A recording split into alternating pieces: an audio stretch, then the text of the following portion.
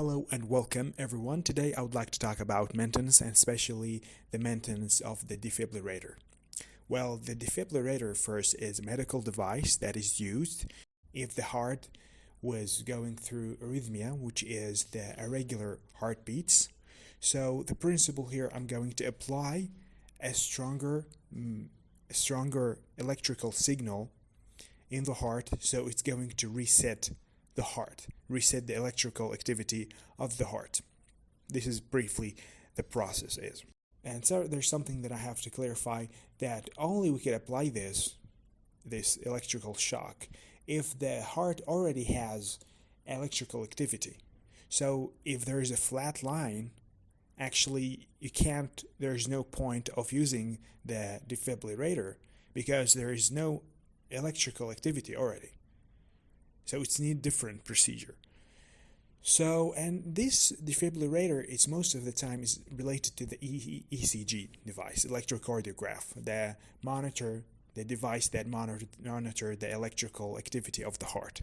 Just like on all organs of the body, most organs, there is electrical activity, and how we measure this electrical activity by a device like there is ECG, electroencephalograph, to monitor the electrical activity of the brain. So let's talk about the most common maintenance about the defibrillator. First of all, the main capacitor in the device, it could actually break down.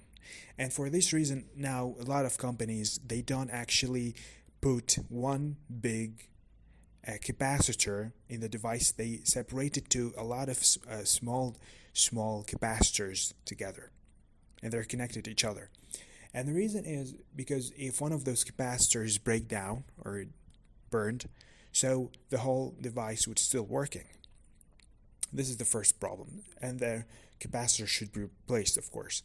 And if there is a problem in the synchronization between the ECG and the discharging circuit in the defibrillator, because as I mentioned, this device is connected to ECG because you have to know exactly, there is of course different modes. Some of them are manual, some of them are auto, means the device we're going to read the ECG or going to apply the shock, or sometimes the doctor, if there's a certain medical case, he would read the ECG and apply the shocks manually. But in general, if there's a problem with the synchronization between the discharging circuit and the ECG, that actually is going to not apply the electrical shock on the patient. Maybe the device is actually working in the battery and the capacitor is charged, but there is no synchronization, therefore the device is not going to apply the electrical shock.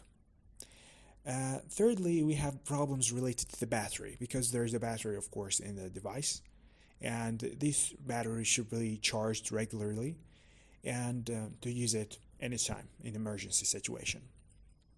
And the fourth problem, sometimes there is a slow time in charging the capacitor. So the capacitor, either the problem with the capacitor itself, with the charging circuit. Fifthly, touching. There is no good touching surface between the battles of the device and the surface of the patient's chest. Alright, so there is not a good touching surface between the battles and the chest of the patient, where I'm going to apply the electrical shocks by the battles. And that is sometimes because there's some fatty substance that's stocked on the battles or other materials. For this reason, the battles should be cleaned regularly. And now the sixth problem, which is sometimes not applying the whole electrical shock. Or sometimes I apply a shock, but in different voltage. And that is maybe the voltage is less than it should. Therefore, the shock won't be effective. And that actually could be due to problem with the internal circuit of measuring the voltage in the device. Now, I'm going to talk about now And sometimes the problems would be in the keys in the device. It should be stuck because there's some dust or something, so it should be cleaned as well. Or sometimes could be replaced all of it, because most of the time they're like connected to each other. It's not actually, doesn't cost a lot of money to be replaced. Now I would like to talk about a device. There is a device that's called a simulator that simulate the situation when you use these paddles in this device on a real patient. So you have to measure the electrical shocks, the time of charging, discharging, and of course it's used to make a calibration for the defibrillator itself by using this simulator. So the problem could be related to the simulator itself, the different device that I use to make the calibration of my defibrillator. Now I would like to talk about the most common maintenance about the ECG itself, the electrocardiograph. And I mentioned they're related to each other because we use them together, because I want to know whether, of course I mentioned it could be manual, could be automatic. Means the device, sometimes the defibrillator would read the ECG and apply the electrical shocks. Sometimes it's a mood that we could turn on and off, but some doctors prefer, they want to apply the electrical shocks by reading the ECG, and they apply it sometimes due to certain medical cases or problems. Depends on the types of arrhythmia that the patient go through. So what is the most common maintenance related to the ECG device? First of all, the device, the ECG, could actually be burned due to high electrical shock that was delivered from the defibrillator if the protection circuit are not working. And there is something called the electrical circuit inside the ECG. Actually, it's a lot of electrical components that if you open the electrical board inside, it's actually a lot of electrical components that actually protect the ECG device from high electrical shocks that came from that delivered by the defibrillator itself.